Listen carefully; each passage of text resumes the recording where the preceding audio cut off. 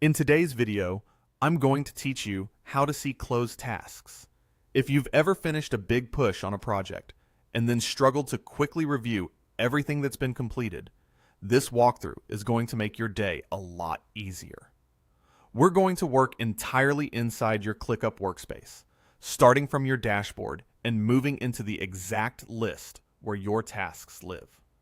We'll add a quick sample task for context, save it properly, and then use the built-in controls to reveal closed tasks and even closed subtasks. You'll also learn how to save your view so that you can return to it in a single click. Then we'll repeat the same process on another list so you can see how consistent the experience is across your workspace.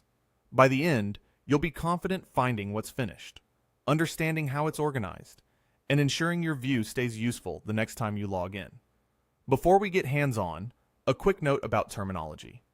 In ClickUp, a task is marked open while it's still in progress and closed when it reaches a completed or done status, depending on how your space is configured. Some teams use a simple open and close setup. Others use multiple stages like to do, in progress, review, and complete. Regardless of how many stages your team uses, closed tasks are the ones that are considered finished. That distinction is important because the controls we're using today are purpose-built to help you surface only those completed items without changing your underlying workflow. Let's begin where you'll likely start most days, your dashboard. Go ahead and log into your ClickUp account so you land on your dashboard. If your organization uses single sign-on or an identity provider, follow your usual sign-in flow to get into your workspace.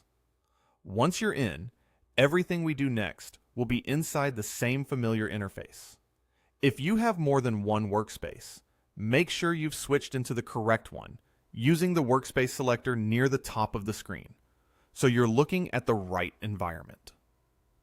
From your dashboard, move into the broader overview area of your workspace and then into your team space.